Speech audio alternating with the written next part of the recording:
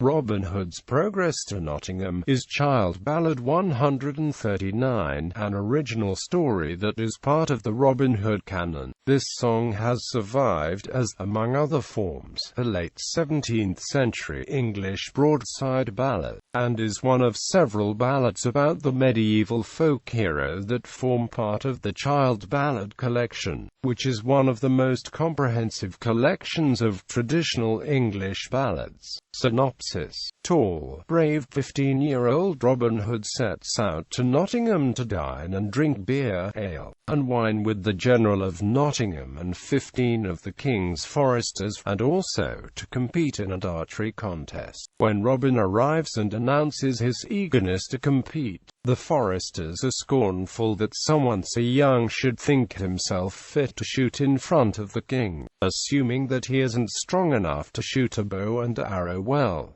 Robin wagers for 20 marks that he can shoot a hart at 100 rods. Although Robin accomplishes the feat, the foresters refuse to pay. Out of vengeance, Robin rides out into the plain and shoots 14 of the foresters. He then captures the surviving forester and shoots an arrow into his head as final proof of his prowess as an archer. The people of Nottingham come running out into the field, hoping to take Robin Hood along with the 15 slain foresters. But many are maimed by Robin's arrows, and he flees into the forest before they can capture him. The villagers carry the bodies of the foresters back to Nottingham and bury them in a row in the churchyard. This version of the tale is similar to one told in the late 16th century Sloane Life of Robin Hood, which is probably derived from a lost earlier version of the ballad. The Sloane version makes Robin Hood's actions more explicable and less gratuitously bloodthirsty. The foresters bet the money against Robin Hood's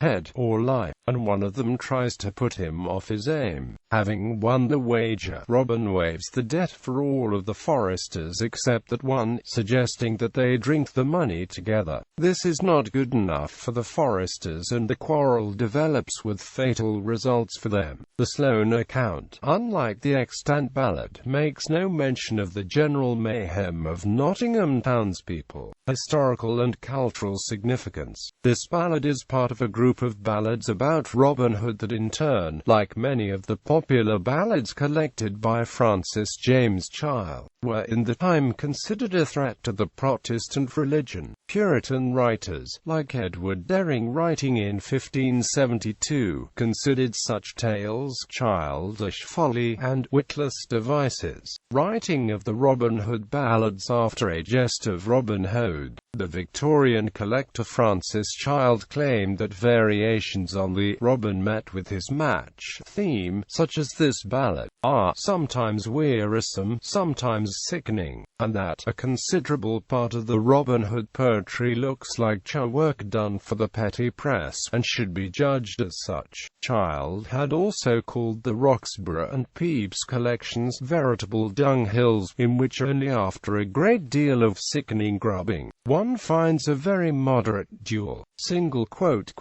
However, as folklorist and ethnomusicologist Mary Ellen Brown has pointed out, Child's denigration of the later Robin Hood ballads is evidence of an ideological view he shared with many other scholars of his time who wanted to exclude cheap printed ballads such as these from the pedigree of the oral tradition and early literature. Child and others were reluctant to include such broadsides in their collections because they thought they regularized the text, rather than reflecting and/or participating in tradition, which fostered multiformity. On the other hand, the broadsides are significant in themselves as showing, as English jurist and legal scholar John Selden puts it, how the wind sits. As take a straw and throw it up in the air, you shall see by the which way the wind is, which you shall not do by casting up a stone. More solid things do not show the complexion of the times so well as ballads and libels.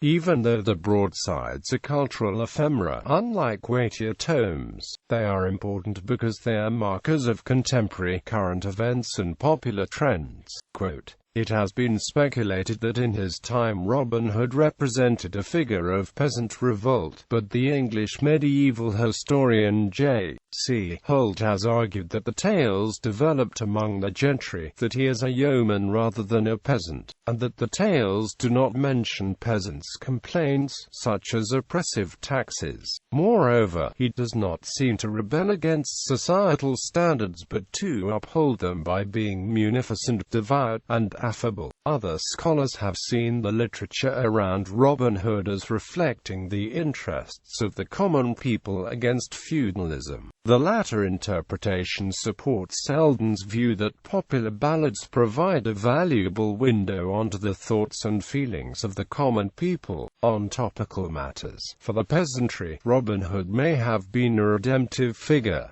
Library and archival holdings. The English Broadside Ballad Archive at the University of California, Santa Barbara holds 5 17th-century broadside ballad versions of this tale. One in the Ewing collection at the Glasgow University Library, another in the Pepys collection at Magdalen College at the University of Cambridge, one in the Crawford collection at the National Library of Scotland, and 2 in the Roxburgh Ballad collection at the British Library. Adaptions. Although this tale never became as definitive as many other origin stories for the Merry Men, Howard Pyle used it in The Merry Adventures of Robin Hood, modifying it slightly. In that version, the foresters also threaten to arrest Robin for poaching. One of them tries to shoot him, and that forester is the only one Robin kills. Location. Nottingham was founded as an Anglo-Saxon settlement and was conquered by the Danes in the 9th century. Under the Danelaw, Nottingham was one of the 5 burghs, or fortified towns. In those times, the current location of Nottingham fell within the area of the Kingdom of Mercia and was called Tigwo Coburg, or Place of Caves.